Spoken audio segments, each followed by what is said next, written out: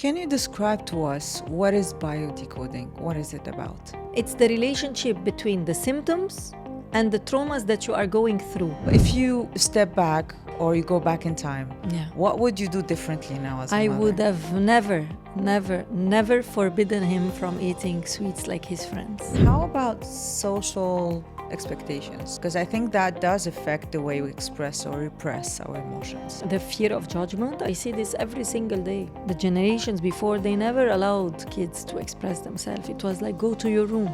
Right. Don't cry next to me. I don't want to know what's your problem. We need to feel certain level of safety to express fear, Yeah. to express sadness. There's certain emotions that are really not that easy to express. Express, put them out, put these feelings out. Let's find other solutions. Today we are excited to have the remarkable Samia Khoury with us. As a renowned biological decoder, she helps individuals heal naturally from diseases and was recently awarded Excellence in Healthcare at the Middle East Summit of Excellence. Fluent in 5 languages, Samia guides people to uncover root causes of their ailment, often linked to childhood traumas and ancestral patterns. Samia is also passionate about creating online courses and collaborating with corporate environments to enhance emotional wellness. With her impactful presence on social media, she aims to touch hearts and transform lives globally. Please join me in welcoming Samia Khoury. Hi, Samia. Hi, Nara, kifik? I'm good. Samia, your journey into biodecoding is quite intriguing. So, could you share with us how you got started in this field and what inspired you to explore it further? Sure. So I was into nutrition 20 years ago. I got my major from the American University of Beirut, and I worked with this major. But when I got married and I got children, one of my sons developed milk intolerance. He had bloating and cavities and reflux. And I was feeding him so well that I didn't understand how his immunity was not so good. Yeah. So after doing research, after praying, after trying all the medications and trying everything, I found biodecoding, Okay. which is the relationship between the symptoms and the emotional traumas that a person is living. Okay. And I found out that what was happening with him was too traumatic, and he was not expressing about it. Because one of the things that happened was that his grandfather died. He was only 5 years old. Okay. And he found out about death, that suddenly he can stop seeing someone and having a relationship with someone that he loves so much Yeah. forever. Yeah. And this was very traumatic for him. So this was one of the things that happened that was difficult for him. Also, when his little brother was born, and he had to share the love of his parents, the toys, the time of his parents. You know, for a 5-year-old, it's very difficult to handle all this. Yeah. It's unacceptable.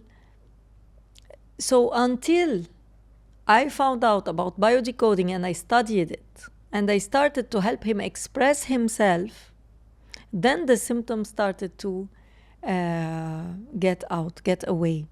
So, can you describe to us what is biodecoding? What is it about? Yes. It's the relationship between the symptoms and the traumas that you are going through, how related they are. And there are biological codes for every disease, for every symptom. There is a specific feeling that a person is feeling and is not expressing about. Mm-hmm. So for reflux, it was this door, this opportunity that he wanted to keep open, but it was not happening. For example, maybe his grandfather coming back. Okay. But also I was very tough on him because I was a nutritionist. And I wasn't letting him eat sweets and all these things that all the other children eat. Yeah. And he was very frustrated. So it was also related to the relationship with me. because he had milk intolerance. And in biodecoding, milk is the relationship with the mother. Okay, interesting. And he had bloating, and bloating is the lack of freedom that he was not having freedom To eat whatever he wants. Yes, the freedom to be who he wants to be. So you see, it's too much for a 5 years old. Yes. So each disease has a biological code.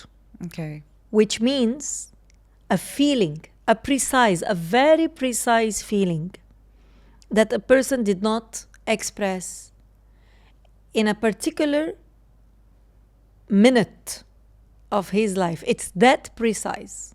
Okay.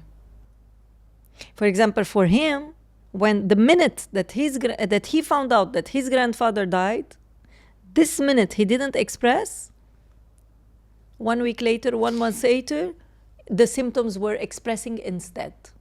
So if there was a way for us as adults, let's say as a mother, you didn't know about it, and then if you could have done things differently for your son to prevent him having to go through this and to be able to express his emotions. So let's say if you had the chance, you go back time to your son, and then you would treat him differently in a way that he doesn't repress his feelings, so he doesn't develop, that condition. True. So if you step back or you go back in time, Yeah. what would you do differently now as a I mother? would have never forbidden him from eating sweets like his friends. Okay. Never. Interesting. And I would have been much more flexible. And I would have let him express his feelings. Okay. What do you want? Give him choices. Ask him what he likes. What does he need? When his grandfather died, I tried to hide it. I tried to make him forget about it. I would have never done this if I was going back in time. I would have sit down and discuss with him and explain to him in a very easy way that a child can understand, but comfort him and reassure him about life and because what happens is that the child thinks, what happens if my father and my mother die now? And I will be alone forever. This is the big problem. Okay. When the children, when they find out about death, they directly think, what if it happens to my parents? What will happen to me? It's interesting because it reminds me of the ego, because usually the ego is, I heard that it's supposed to protect us. So we start acting certain ways. And I feel that the body starts acting in a certain way to try to protect us. But in a way, it's not being healthy, actually. And the same thing with the ego as well, that, the eventually or ultimately the ego is trying to protect us. But it's acting in certain ways that could be toxic or harmful to other people, but it's trying to protect us eventually. It's true. I can give an example of that. For example, one of my clients, she was not being able to get pregnant, and she tried everything. And what did we find out, me and her? We found out that her subconscious mind, her biology, gave the order to her biology to protect her by not getting pregnant. Protect her of what? We found out that she was born during war. Okay. And her mother going to the hospital was afraid to die. So what's the message? Don't get pregnant so you don't die giving birth. So she was not getting pregnant. So yes, the biology tries to protect us in ways that we don't want, because she wanted the baby. Yes. So we worked on it, and thank God she got pregnant and she delivered and she has a baby now. After trying so many things, so can you believe how the subconscious can block things that we want in life to protect us? Yeah. So yes, you are right. Yeah. And it's very hard to identify it. I mean, it's very hard to tell or, to find out that we actually, our body is trying to express a repressed emotion, or the way we're acting is not a healthy way. And I was sharing with you when we spoke last time that, I went through therapy myself. And I remember I was sharing certain experiences with my therapist.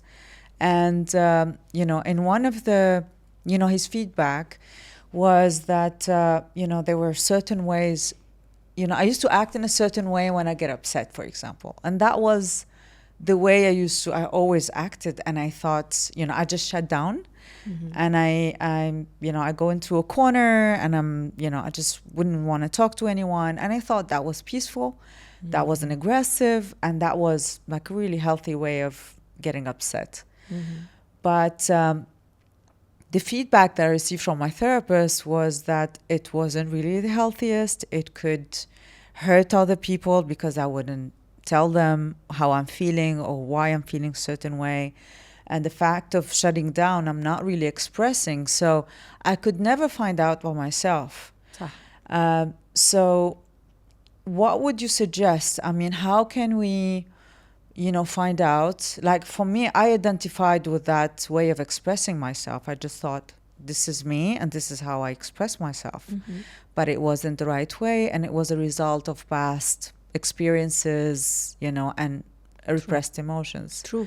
So I would go back to your childhood, mm-hmm. and find out why this was the perfect way for you to behave like that. And I could find that you were mimicking someone else's behavior, maybe your mother's behavior or someone else in your family that you thought was the best model to feel angry. Mm-hmm. This could be something that I usually find in sessions. Right.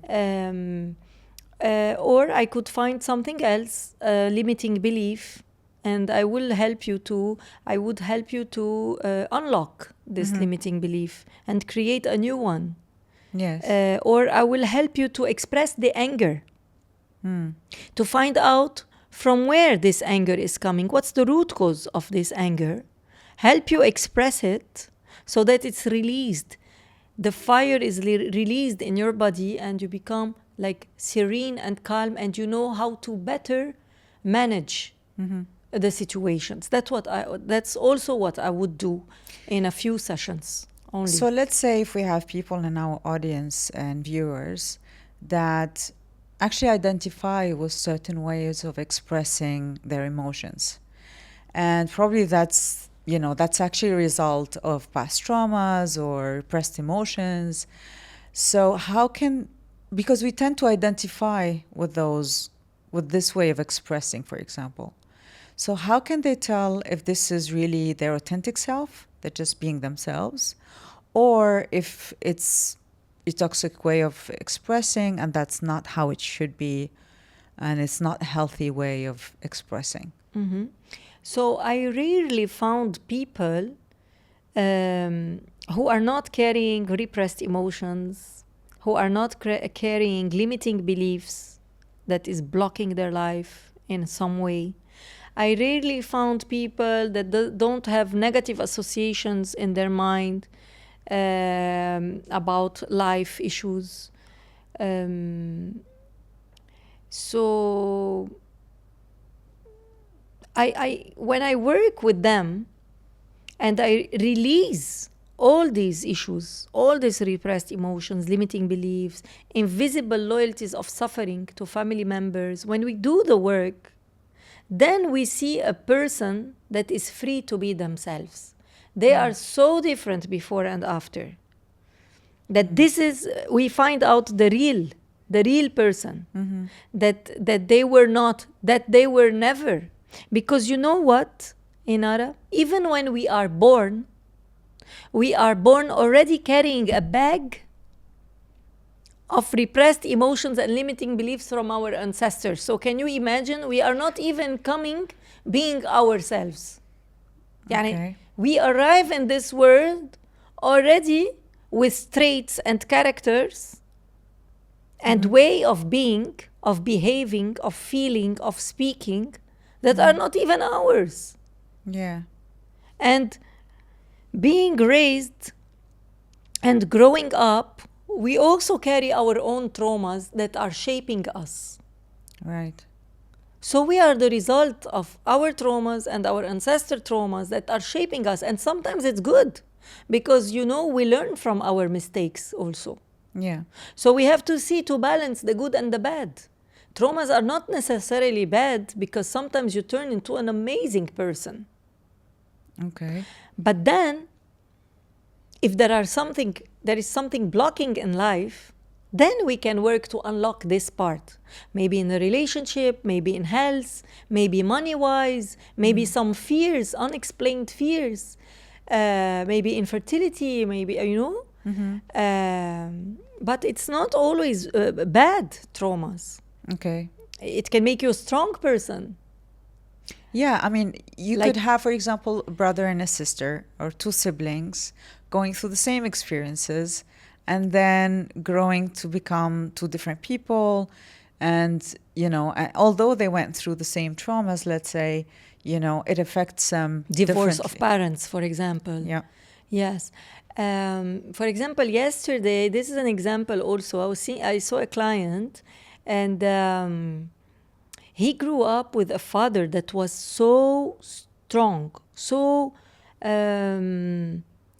controlling his life.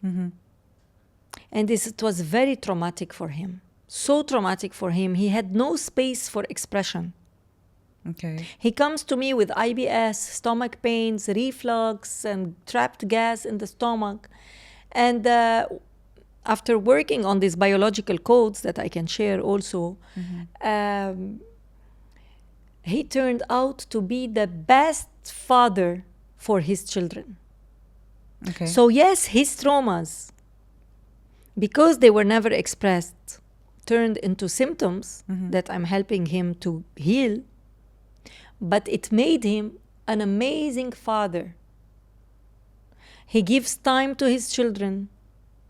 He let them express themselves. He gives them choice. He asks them what they need. He hugs them.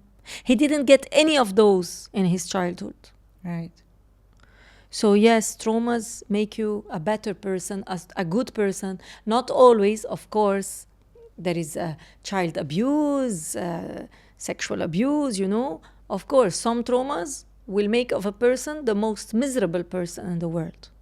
But it's not general idea. It can make a differs person from one strong person. also. It depends on each person. It's the perspective, how a person turns to it. The How story. sensitive they are, probably. Also. 'Cause some people are more sensitive than others. صح, also. And some Yeah. people, no, they want to conquer this world and they want to make it. Yes, you are very right. Yeah. True. Yeah. So, and culturally speaking, do you see a difference in terms of the norms for men and women? What's tolerated for men? What's tolerated for women in terms of expressing and repressing one's emotions? صح. Because especially in this part of the world, especially in the East, you know, you've probably noticed that women are way more open in expressing themselves and how they feel with their emotions, you know, but it's very different for men. Although things are changing, but still we're not there yet. Men are still, I think, the moment they start expressing their feelings, it's considered as a weakness, or, you know, it's not tolerated or taken the same way as It's it true. is for women. It's true, 90% of my clients are women. And the men that are my clients, it's their wife who bring them to me because they worked on themselves and they want the husband to work also. Because what I didn't tell you yet is that the symptoms of their children is the result of the traumas of the parents. Interesting. So when I heal the mother and the traumas of the mother, and I heal the traumas of the father that are related to the symptoms of the children heal. I don't even have to work with the children Okay. because the children biologize the traumas of the parents. It turns into the biology. Okay. For example, I had a girl. She was 10 years old. She had reflux, and I only worked with the mother.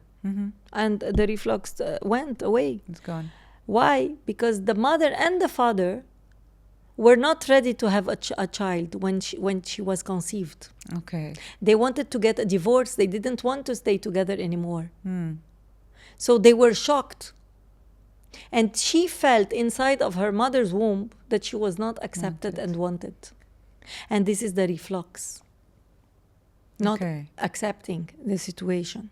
Interesting. I had another child, for example, her behavior was not well. She was not a sociable child. She didn't want to play with other children. And when I worked with the mother, I found out that the mother was holding her from not being sociable. She didn't even know the mother. We found in her subconscious mind that she was protecting her daughter from mingling, from being around people who could affect her negatively. She didn't want negative emotions from people to come into her daughter. Interesting. So she was the one who didn't want her to be social person. When I removed all these traumas from her mother and all these limiting beliefs, the girl started to go to birthdays. And even the mother went to a retreat in India, a yoga retreat, and she slept at her friend's place. She was shocked, the mother. What happened? It's like she was holding her subconsciously. It was a way to protect her from people. Stay there in the corner. Don't mingle with them so they don't put their negative energy on you. Can you believe how strong this is? The power that we have on our children subconsciously. And it's very powerful because now what you were saying is there are certain emotions linked to certain physical conditions. Yes. So you can actually tell from that condition where this is coming from or where that could be So coming I know from. exactly what to ask according to the symptom. Okay. For example, if a person has IBS I can ask, what is the very bad situation that you were going through that you wanted to eliminate out of your life? I will not ask about something else. It's not a general topic. It's very precise. Specific. It's very specific. For example, if someone comes to me with eczema, I know that a separation occurred. Okay. Maybe a death of a family member, or maybe a cat died, or maybe someone traveled. So I know there is a separation of contact. So I will talk about this specific topic. It's very interesting. And can you give us some more specific cases that you dealt with? Of course. With certain conditions and the emotions are linked to... Of course. For example, last week I had someone with obesity. Okay. And we found out that the fat that she's carrying, nothing is working out. Okay. No diets, no sports, nothing is working for her. The fat keeps in her body, is always there, whatever she does. And even if she loses the weight, it comes back. Okay. So what is this fat doing? We said that the subconscious gives the order to the biology for protection, for safety, for survival mode. So this fat is protecting her from dying of hunger. Why? We found out that when she was 7 years old, she's from Iraq. Okay. And there was war. And suddenly she heard her father saying, there is war. What are we going to eat? What are we going to do? Where are we going to go? And she was hiding under the table and crying, afraid that she will never eat again. So the solution of the body is always trying to find a solution for us, is to stock fat as if it is stocking food, so she never lacks food. It's interesting because I have a friend of mine, actually from West Africa, and it's exactly the same condition. And I know her now, and she's in her 50s, and she works out almost every day. Maybe she would skip a day, maybe 2 maximum. She eats, she's very careful with what she eats. she's never able to drop that weight. I mean, she would get to a certain level, but then that's it. But she's always overweight. It can also be another type of protection of sexual abuse, which I've seen many times. Okay. Sometimes fat is a protection from aggression. You know, because chubby can protect better than skinny. Right. At least for the mind. It's like that. Creates a distance. Yes, bravo. Yes. صح. Yeah. So I've seen it many times in the hips, in the thighs, protecting from that sexual abuse that happened at 6 years old, 7 years old, 11 years old. So yes, fat can have many types of solution for the body. It can be also for people who were living in hot countries and suddenly as a child they moved to a very cold country. So it can be a protection from cold. Yeah. You know? So the mind is incredible. It saved an information from such a long time ago.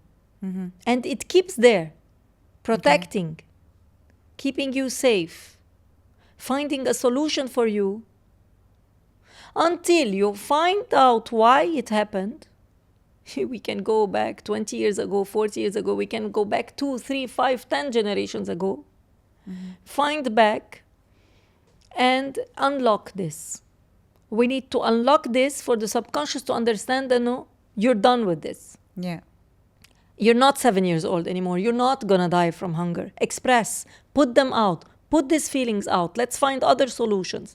It's incredible. She's 50 years old and she's still afraid to lack food. And she has a very high position at work. She will never in her life lack food, but it's what her mind is telling her. A subconscious mind, because probably consciously she's like, okay, I can fast, etc., just to drop that weight. But subconsciously... It doesn't let her. Yes. Yeah. It's very powerful. Very. Yeah. And I want to get into a subject that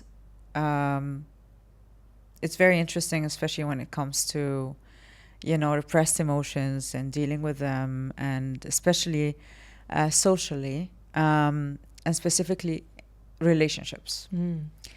I've noticed that you can be working on yourself, on your, you know, whatever traumas you dealt with, etc. But relationships have the capability to bring to the surface things that we never thought we had to deal with. So they help enormously. And there is a lot of challenge as well, because we're dealing with another person with their own repressed emotions, with their own past traumas, etc.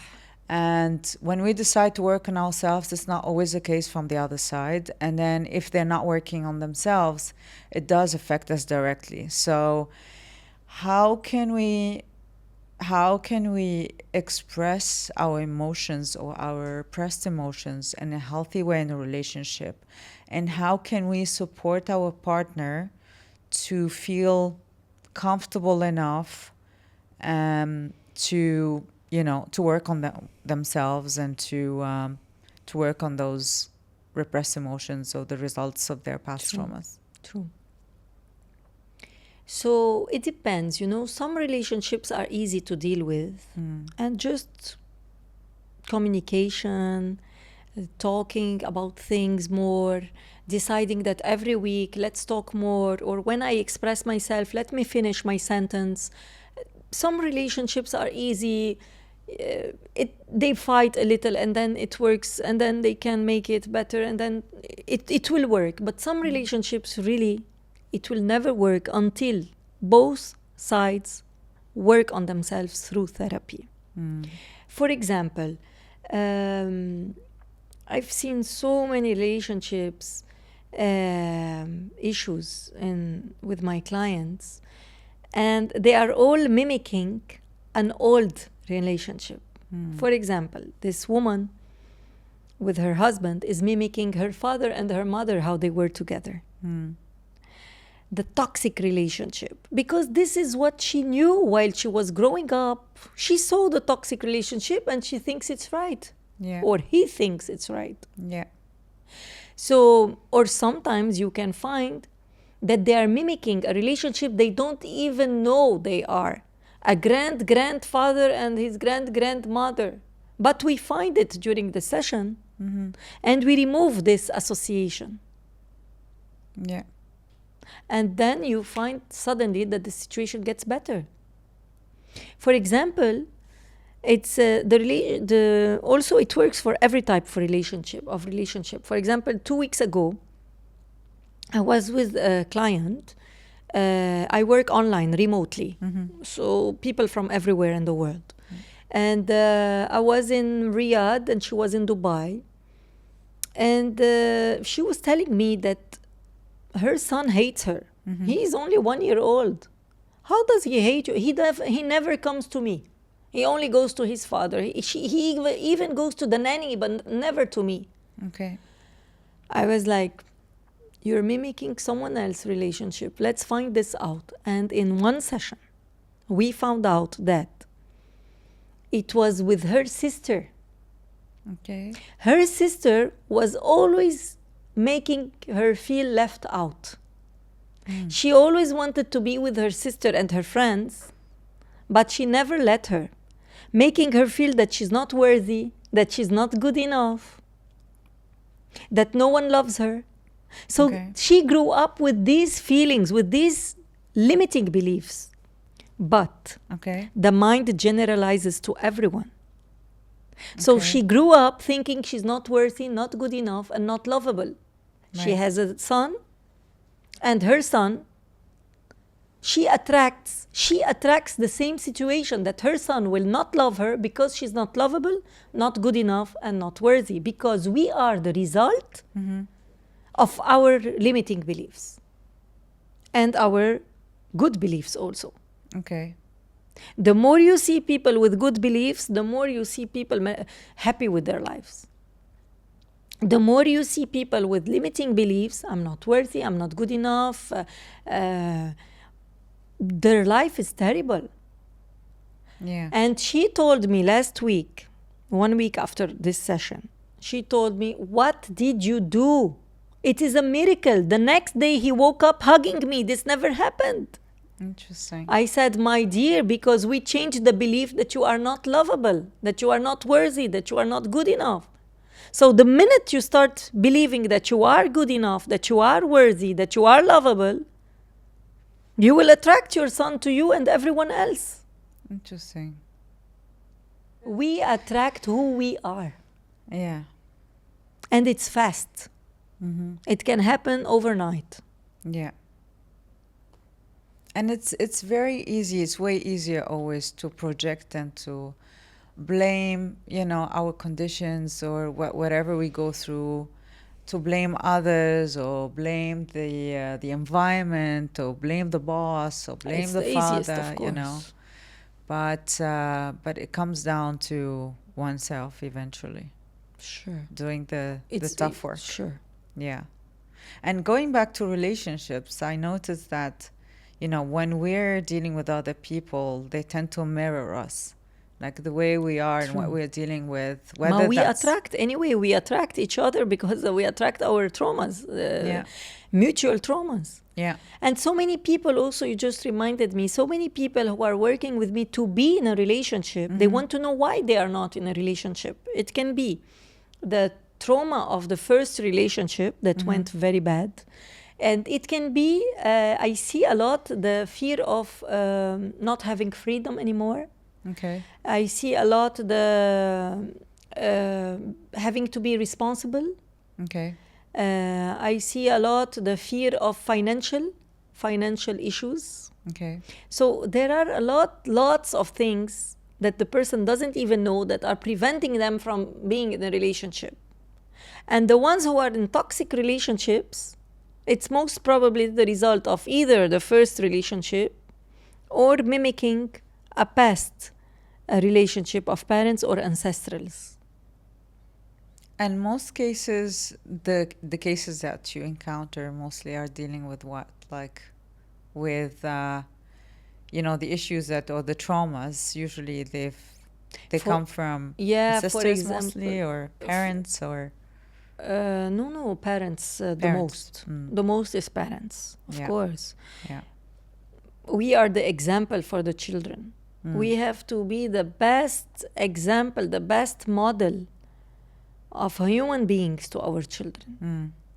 But as I'm saying, sometimes bad parents bring out the best children because they learn from these traumas and they want something completely opposite and completely different. So you will never know the outcome until later on. Some people will need therapy, some people will do their own therapy because life is also a school and we learn from it. Yeah. And I think it starts with awareness, realizing that I need to work on myself. Exactly. However, that it's the best thing process. Someone can do is work on themselves because otherwise they will stay stuck forever who they are. Yeah. But if you work on yourself, you find personal growth. You move into areas that you never thought was possible. Right. And how about social expectations? So society's expectations.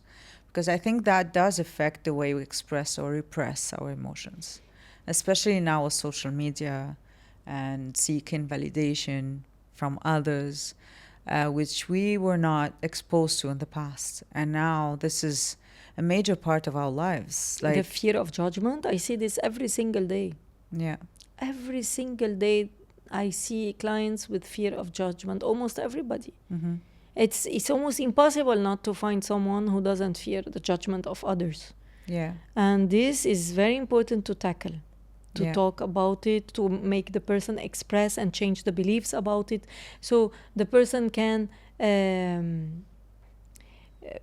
thrive more and enjoy more their life, be more relaxed about life, and attract the opportunities they want. That because when you fear judgment so much, you stay where you are. Yeah.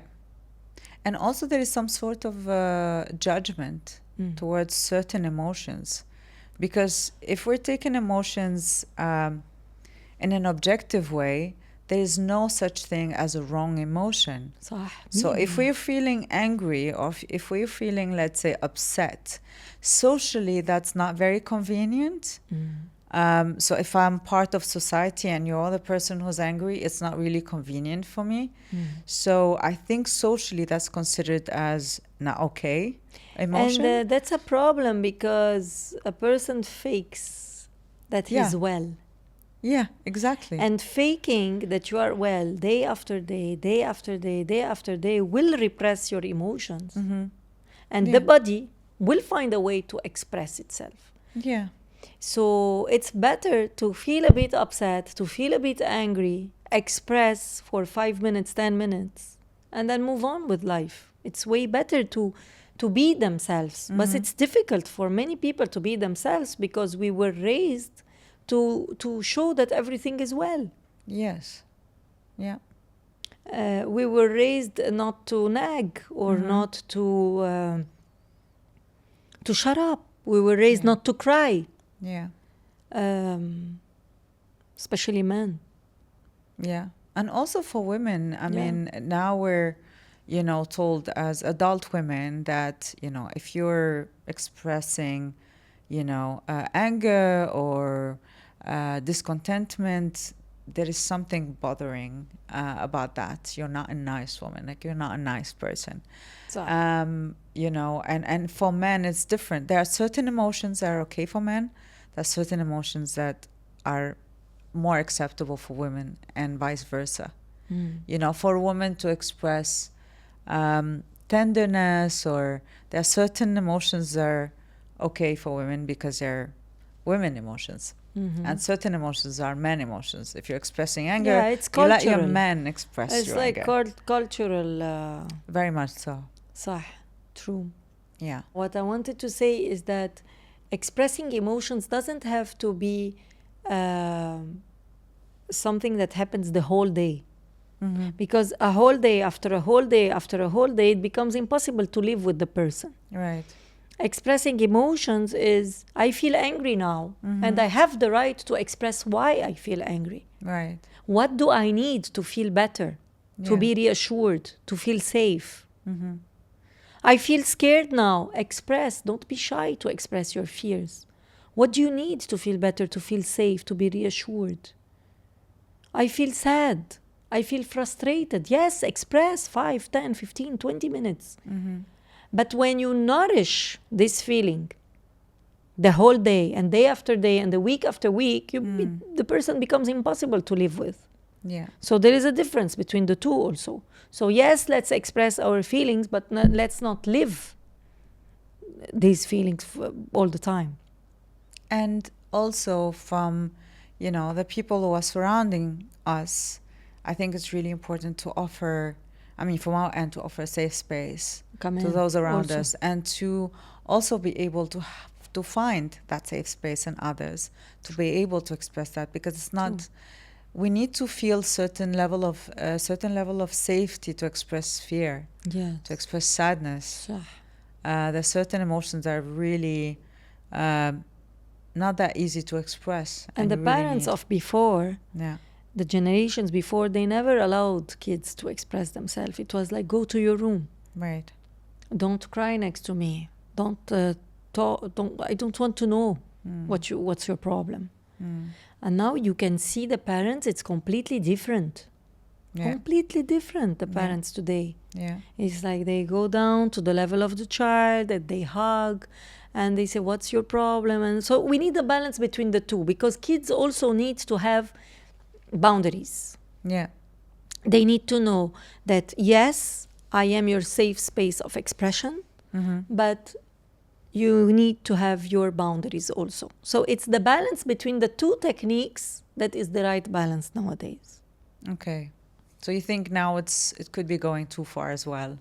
Like from offering a safe space into, I think into letting the child do whatever they want and not knowing their boundaries. This is bad for them also later on. Yes. So it's important to find the balance between the two. And it takes practice, because nobody is born knowing how to be a mother or a father. Right. It takes some practice at the beginning. Right. But eventually it's going to happen. Yeah. And I've seen with friends, all the awareness of today also. Yes, and I actually seen friends who are quite responsible as parents. I've seen friends of mine who started reading books and watching videos about, how to treat a baby. The moment they got pregnant, they started, teaching themselves on how to be a good parent and, how to deal with kids, because now information is everywhere. It's not like before. They didn't even know. Right. Before, the only information they had is how they were raised, and they were mimicking. Right. And it was passing from generation to generation, the way of parenting. Yeah. Because, everything passes through generations. Even repressed emotions and limiting beliefs. You know how many clients I have that have symptoms or problem in relationships or with money or anything, or unexplained fears or infertility or anything that comes from ancestors. And I'm telling you, generations before. Like, for example, a few days ago, I had a client. She was telling me that she has panic attacks at night, especially when she leaves her family. So she was on vacation. She was so happy with her family. And when she came back to the country where she works, she started having panic attacks. And you know what we found? That her grandfather had to run away from his country from war, that was having war. And he had to leave his family. And he never expressed his feelings. What is she doing? His memory is in my client's subconscious mind. It passes through generation. And it's repeating. The story is he repeating itself. Not the story. The feeling is repeating itself. It's another story. She's not running away from a war, but she's leaving her family for another reason. But the feeling is passing. And her body is expressing through panic attack. She cries, she feels weak, she cannot sleep. And until we found this grandfather, and expressed his feelings, removed the association and the invisible loyalty of suffering to him, for her to feel better, for her to feel that she gained again her life. She can live her life. She's not living someone else's life. Can you believe how powerful, how strong This is one of millions of thousands of stories that I can tell you. Yeah.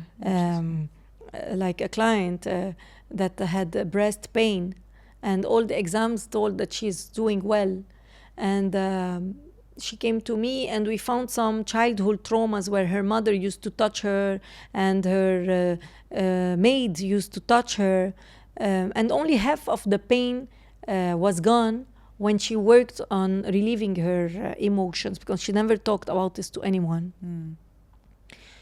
And then I thought that she was not going to come back, because we did 2-3 sessions about it and only half of the pain went. And I thought that she was satisfied with half of the pain. But then she comes back and tells me, I think you can remove the other half.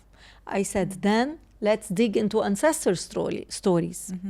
And she found, because everything is in her mind, but I guided her, she saw like a movie appearing in front of her, a woman, and she counted how many generations before. She told me this is 12 generations before. A woman got her breast burnt because she was robbing food. And this client is living this memory. It's like she's trying to alleviate the pain of this ancestor by feeling pain like her, like a loyalty. Yeah. And since she told me that the discomfort disappeared. It's crazy. It's interesting. I mean, how we can be loyal in that way, you know? Yeah, especially very sensitive people, very sensitive people, people who feel a lot with the others, people who cannot tolerate other people's pain. These people, I find that they are the ones who take a lot from ancestors. Interesting. And do you recommend certain types of therapy? So let's say, you know, we find out, okay, we have these bottled up emotions and we're not feeling comfortable, things are not working.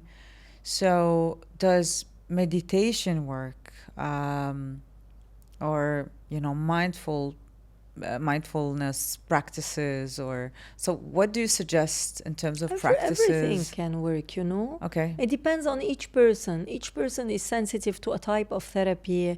Each person is responsive to a type of therapy. But I have many clients coming to me after trying so many types, and many things worked for them, but something is missing and they want to finish the work, or they want to find out, but you know, I worked so much on myself and I'm way better than before, but there is this something that I still want to fix, and we do it together. So everything can work, and something can still be missing, and we can work on also. Interesting. So I'm so glad that these days we have so many options, we have so many opportunities to grow, to improve our quality of life. That was not available before. And I think eventually it starts with the intention. I mean, the awareness first, being aware that we have things to work on. Not resisting. Wanting to do it. Yeah, exactly. This is the most important.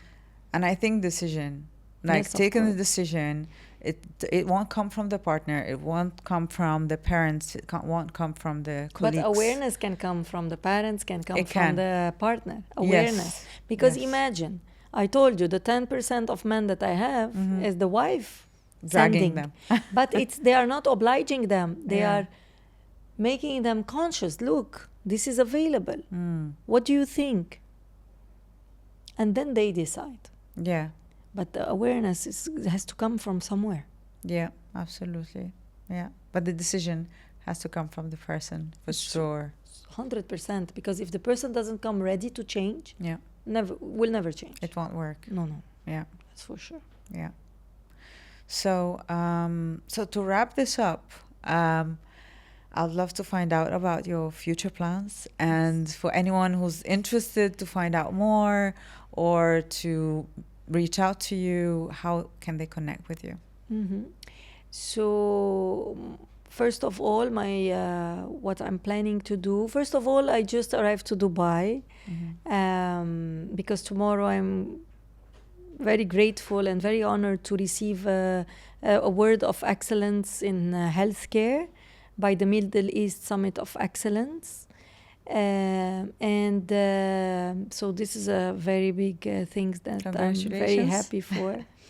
And I'm planning to work with the corporate world to improve the employees' well-being, to work with the ministries of health also to improve the citizens or the employees, the staff.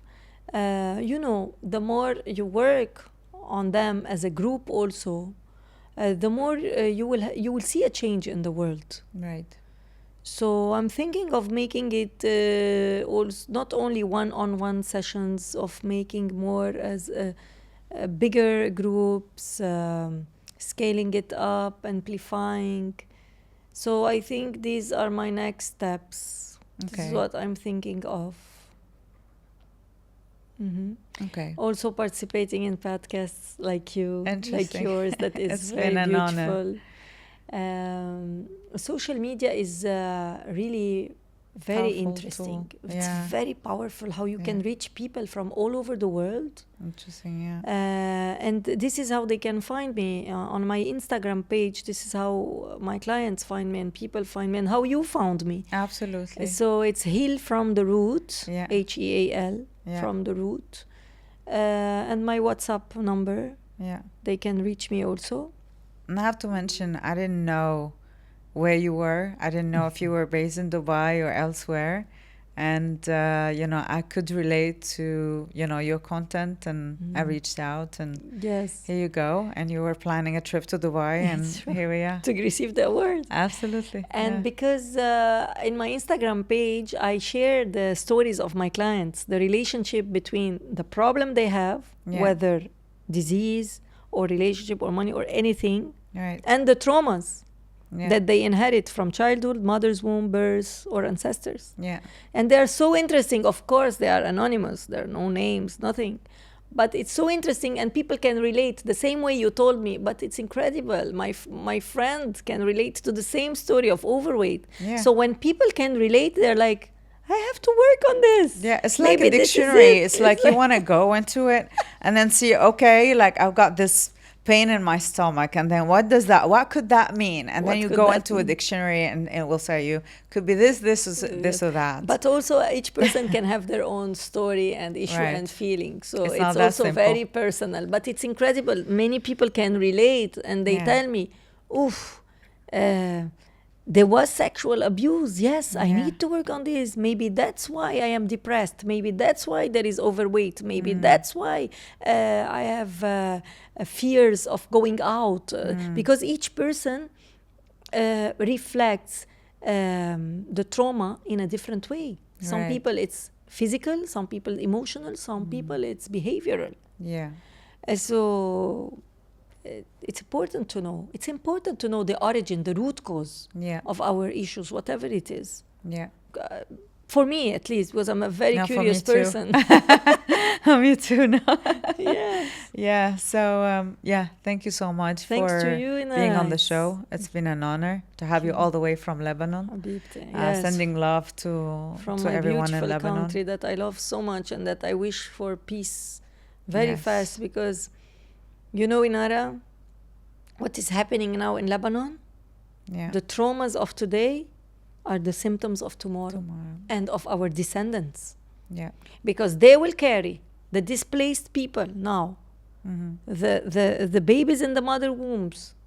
Everybody is feeling these terrible anger, hate, violence that is happening. These will be expressed later on. And I hope we'll do whatever we can to bring healing and, and pray for, peace. Any war to end. Peace and in Lebanon, in the region, in the worldwide. world. Yeah. With everything that we know today, we should be living in peace. Yeah, absolutely. Absolutely. Thank you so much. So thank you so much for being on the show again, and looking forward to have you again. It's always a pleasure. You're so lovely. Thank you so much. Thank you, everyone, for watching us today. That was Inara on Inside and Out. Thank you. See you next time.